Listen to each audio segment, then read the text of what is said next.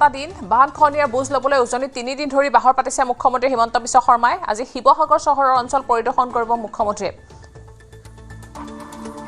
পুৱা 9:45 শিৱসাগৰ বানাকান্ত অঞ্চল পৰিদৰ্শন কৰি আশ্ৰয় শিবিৰত থকা বানাকান্তৰ সৈতে বাৰ্তালাপ কৰে দুপৰীয়া 12:30 বজাত ডিমত আশ্ৰয় শিবিৰত থকা বানাকান্তৰ সৈতে মত বিনিময় কৰিব মুখ্যমন্ত্ৰীগৰাকীয়ে বিয়লি ডিব্ৰুগড়ৰ মুখ্যমন্ত্ৰী সচিবালয় অভিমুখে ৰাওনা হ'ব নিশা ডিব্ৰুগড়তে কটাব আজি মুখ্যমন্ত্ৰীগৰাকীয়ে ইপিনে বানত এই পৰ্যন্ত মৃত্যু হৈছে 86 গৰাকী লোকৰ নিখোজ হৈ আছে আন কেইবাজনো লোক বান বিধ্বস্ত শিৱসাগৰৰ কেইবাটাও অঞ্চল এতিয়াও আছে পানীৰ তলত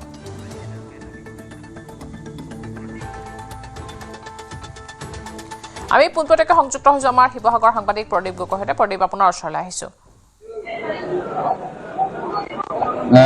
হয় মই বৰ্তমান শিৱসাগৰৰ যে ডিমৌ সমষ্টিৰ অন্তৰ্গত ৰাজীৱ গান্ধী ইনষ্টিটিউট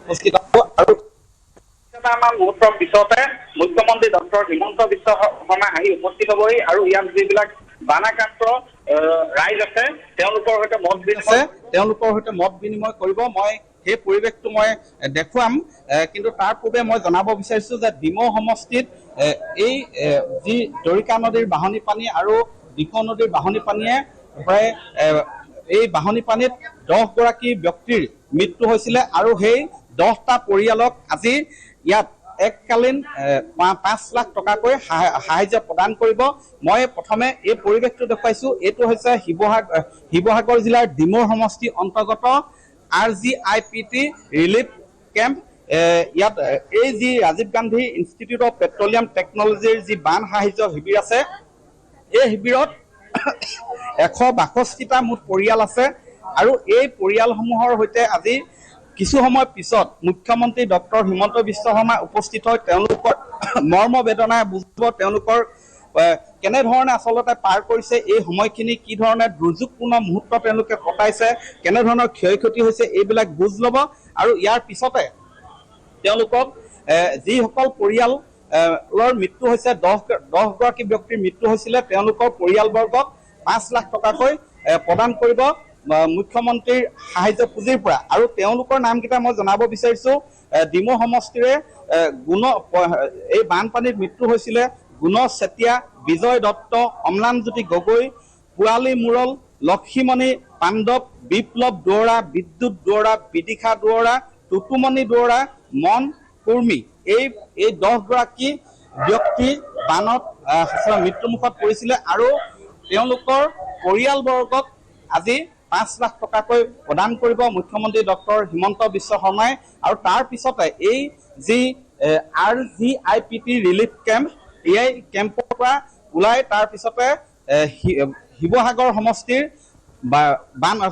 সমষ্টিৰ পাণবেচালৈ যাব আৰু পাণবেচাৰ বান পৰিস্থিতি নিৰীক্ষণ কৰিব মই দেখুৱাইছো এই যিসকল পৰিয়াল আছে পৰিয়ালসকলে আজি 13-14টা দিনে এই শিবিৰটোত কটাইছে মই পুনৰ কৈছো এই শিবিৰটোত আছে 162টা পৰিয়াল আৰু যিসকলৰ ব্যক্তিৰ এই বানত আচলতে তেওঁলোকৰ পৰিয়ালবৰ্গক দিব মই সম্ভৱ হলে মই সেই পৰিয়ালসমূহৰ সৈতে কথা পাতিম মই যাবলৈ চেষ্টা কৰিম এয়া মই দেখুৱাইছো এই স্থানত উপস্থিত হ'বহি আৰু মই কিছু পৰিয়ালসমূহৰ সৈতে কথা পাতিম ইয়াত যিসকলে ইতিমধ্যে 13 দিনে ভুক্তভোগী হৈ আছে 13-14 দিনে এতিয়াও ঘৰমুৱা হ'ব পৰা নাই এইসকল ব্যক্তিৰ কাষলৈ আজি খন্তেক সময়ৰ পিছতে আহিব মুখ্যমন্ত্ৰী ডক্টৰ হিমন্ত বিশ্ব শৰ্মা দাদা আপোনাৰ ঘৰ পলখনি হয় ঘৰ এতিয়াও ডুবি আছে এতিয়াও মানে আপোনাৰ ইয়াতো হৈ আছে ভিতৰত পানী হয় লোকচান মানে ঘৰৰ গোটেই মানে সম্পূৰ্ণ লোকচান হৈ গ'ল মাত্ৰ চাৰ্টিফিকেটখিনি মানে পটককৈ বচাব পাৰিলোঁ কাপোৰ অলপ মানে বেটেৰী এখন লৈ ঘপককৈ গুচি আহিলোঁ মানে পানীটো লগে লগে গুচি আহিলে নহয় আপুনি কেনেকৈ ওলাব আপুনি গতিকে আমাৰ সৰ্বস্ব শেষ হৈ গ'ল গোটেই পলখনি গাঁওখনৰ খন্তেক সময়ৰ পিছতে মুখ্যমন্ত্ৰী ডক্টৰ হিমন্ত বিশ্ব শৰ্মা আহি উপস্থিত হৈ আপোনালোকৰ এই যি দুখ দুৰ্দশা সেই সমস্যা বুজ ল'বলৈ আহিব কি আহ্বান জনাব তেওঁৰ প্ৰতি এই সন্দৰ্ভত কি ক'ব হয় মই প্ৰথমতে মাননীয় মুখ্যমন্ত্ৰীজনক এটাই আহ্বান জনাম আমাৰ পলাশনি গাঁওখন এতিয়ালৈকে মাটি পতা হোৱা নাই গতিকে তেখেতে যেতিয়া এইবাৰ আমাৰ ইয়াত উপস্থিত হ'লে তেওঁ নিজেই দেখিব গাঁওখন গতিকে এক নম্বৰ কথাটো হ'ল আমাৰ মাটি পটাটো তেওঁক দিবলৈ অনুৰোধ জনাইছোঁ। এতিয়া সমস্যা আমাৰ চৰকাৰৰ ফালৰ পৰা আমি সকলো সুবিধাই পাই আছোঁ। কাপোৰৰ পৰা ধৰি লৈ আপোনাৰ খোৱা খাদ্য সামগ্ৰীৰ লগত সকলোখিনি আমাৰ বিজেপি চৰকাৰখনে ভাল কৰি আছে। আৰু ঘৰটো ডুবি আছে, ঘৰ মাটি সম্পত্তি মানে চব গুচি গ'ল, একো নাই তাত আৰু একো নাই মানে বস্তু। এই সাহায্য শিবিৰত কিবা অসুবিধাৰ সন্মুখীন হৈছে? একো বৰ্তমানলৈকে অসুবিধা হোৱা নাই। সুশান্ত বৰগোহাঁই আমাৰ বিধায়ক হয়, তেখেতেতো বাৰে বাৰে আহি আমাক খবৰ লৈ আছে। তেওঁ এনেকুৱাও কৰিছে যে প্ৰথম দিনাখন মানে তেওঁ ঘৰৰ পৰা খৰি আনি পেলাই ইয়াত আমাক ভোজ বনাই খুৱাবলৈ মানে ব্যৱস্থা কৰিছে। এনেকুৱা এজন বিধায়ক আমি পালোঁ। হয়, এটা ভাল কথা কৈছে তেওঁ যে যদিও বিভিন্নজনে বহু অভিযোগ দিছে মাজে সময়ে, কিন্তু এইসকল বানাক্ৰান্ত লোকে কিন্তু কৈছে যে এই সমষ্টিটোৰ বিধায়ক সুশান্ত বৰগোহাঁই তেওঁলোকৰ কাৰণে যথেষ্ট কষ্ট কৰিছে, তাৰ বাবে কৃতজ্ঞতা প্ৰকাশ কৰিছে। এই মুহূৰ্তত মই আৰু পৰিয়ালসকল আছে, মই তেওঁলোকৰ কাষলৈ যাম। আইতা, আপোনাৰ ঘৰ? মোৰ ঘৰ ইয়াতে পলখনিতে। কেইদিন হ'ল? হ'ল আজি 19 তাৰিখৰ পৰা আজি। ঘৰত এতিয়া মোৰ 5টা আছে। হয়, ইয়াতে আছে চব? চব ইয়াতে আছে। কেনেকুৱা নাই, ঘৰলৈ যাবলৈ ঘৰত এতিয়া একঁকাল পানী হৈ আছে। ঘৰৰ বস্তু একো নাইকিয়া হৈ গ'ল, ধ্বংস হৈছে। আজি আপোনালোকক সাক্ষাৎ কৰিবলৈ মুখ্যমন্ত্ৰী আহিব কিছু সময়ৰ পিছত, কি আহ্বান জনাব চৰকাৰৰ প্ৰতি? এইটোৱে ক'ব লাগিব, আমাৰ ঘৰ থাকিবলৈ জেগা নাইকিয়া হ'ব। এতিয়া মানুহকেইটা যেনে তেনে বাচি আহিলোঁ, ঘৰখনতো থাকিব, ইয়াৰ পৰা গৈ থাকিবগৈ লাগিব। গোটেই বোকা ইমান বোকা সোমাই গৈছে ভিতৰত, একো বস্তু নাইকিয়া, টচক চব পানীত ডুবি গৈছে। বিচনাটো পানীত, মাটি পতা অকণ লাগে।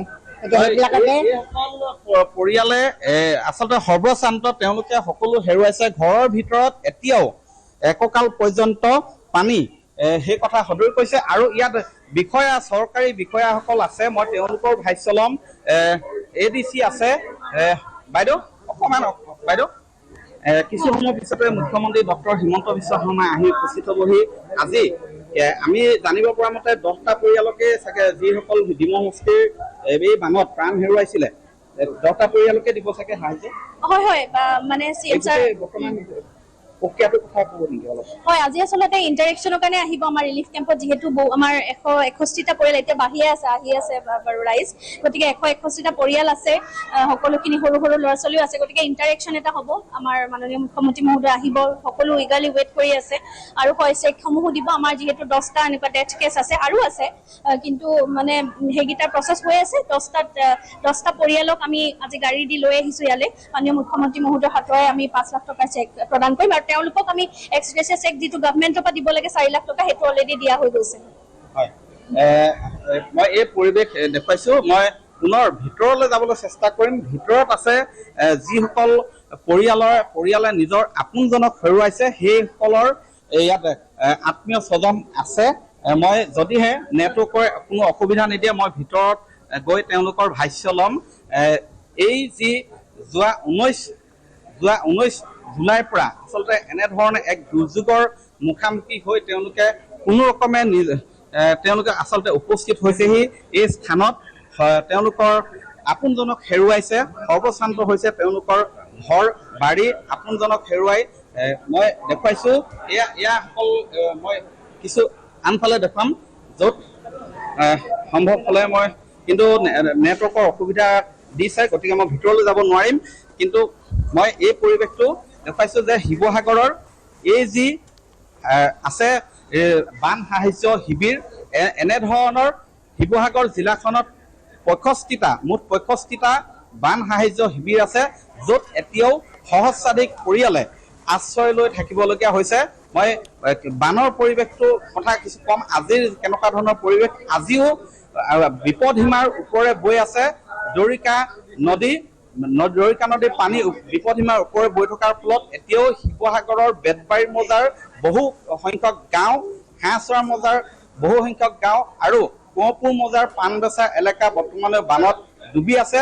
আৰু এনে মুহূৰ্তত কালি দ্বিতীয়বাৰৰ বাবে আজি শিৱসাগৰত উপস্থিত হ'বহি মুখ্যমন্ত্ৰী। কিছু সময়ৰ পিছত হয় প্ৰদীপ এনেদৰে নিজৰ ঘৰখন হেৰুৱাই সকলোৱে এনেদৰে আশ্ৰয় শিবিৰত বানাক্ৰান্তসকলে এনেদৰে আশ্ৰয় শিবিৰতে থাকিবলগীয়া হৈছে কিছু সময় পিছতে আহি পাব মুখ্যমন্ত্ৰী হিমন্ত বিশ্ব শৰ্মা বানপীড়িত লোকসকলৰ দুখ দুৰ্দশাৰ বুজ ল'ব আৰু তেওঁলোকেও অতি আগ্ৰহেৰে মুখ্যমন্ত্ৰী অহালৈ বাট চাইছে যাতে তেওঁলোকে নিজৰ দুখৰ বিৱৰণ দিব পাৰে মুখ্যমন্ত্ৰীৰ আগত ধন্যবাদ জনাইছো